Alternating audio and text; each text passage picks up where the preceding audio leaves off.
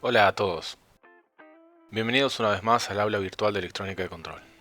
En esta segunda parte acerca de filtros electrónicos, veremos algunos conceptos para comprender cómo clasificarlos, de forma tal de que al momento de necesitar hacer uso de ellos, puedan evaluar fácilmente cuál es más conveniente implementar. En lo que refiere a filtros electrónicos, podemos hacer una clasificación rápida separándolos en digitales y analógicos. En los filtros digitales, el filtrado es logrado a través del procesamiento de la señal en tiempo discreto mediante el uso de técnicas digitales como conversores analógico digital, microprocesadores, software y conversores digital analógico.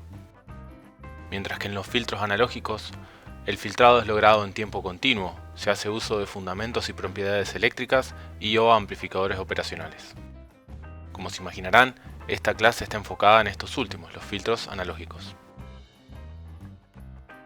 Dentro de los filtros analógicos podemos subclasificarlos como pasivos y activos. Los pasivos están compuestos únicamente por elementos pasivos, resistores, capacitores, inductores, por lo que solo pueden proveer atenuación a las frecuencias indeseadas, reconvirtiendo su energía en calor. En los filtros activos, además de los elementos pasivos, incluyen al menos un elemento activo, mediante el cual se puede obtener tanto atenuación como ganancia a las frecuencias de interés.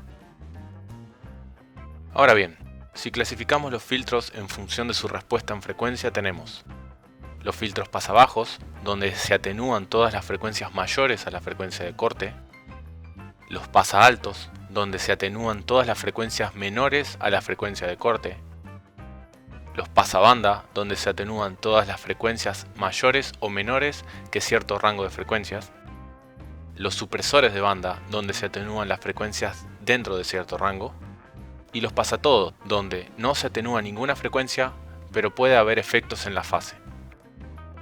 También podemos clasificarlos según su orden en filtros de primer orden, segundo orden, tercer orden, etc. El orden indicará principalmente qué tan rápido atenúan las frecuencias no deseadas.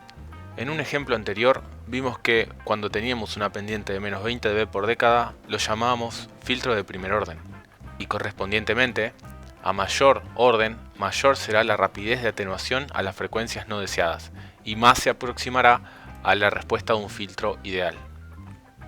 Imaginen que tenemos un filtro pasabanda que posee la respuesta de la siguiente figura. Para comprender qué tan bien hace su trabajo como filtro, tenemos que evaluar el denominado factor de calidad o selectividad, normalmente expresado con la letra Q mayúscula.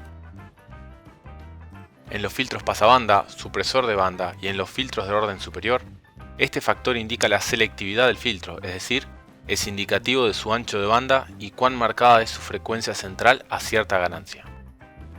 Y está definido de la siguiente forma.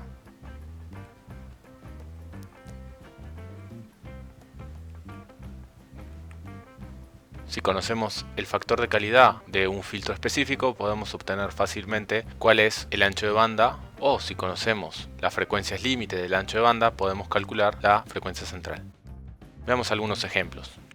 En este diagrama vemos distintos filtros pasabanda con la misma frecuencia central, pero de distinto factor Q. Vemos cómo a medida que aumenta Q, más estrecho es el ancho de banda y más atenuadas estarán las frecuencias no deseadas. De la misma forma, sucede para los filtros supresor de banda. Vemos que a medida que aumenta el factor Q, mejor es suprimida la frecuencia central sin alterar las frecuencias cercanas.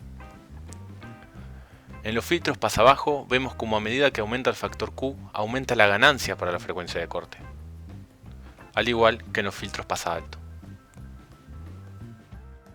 Muy bien, hasta aquí llegamos con las clasificaciones más importantes que se pueden realizar. Espero no hayan quedado dudas y las que quedaron pueden preguntarlas por los canales correspondientes. Nos vemos en la siguiente parte. Hasta luego.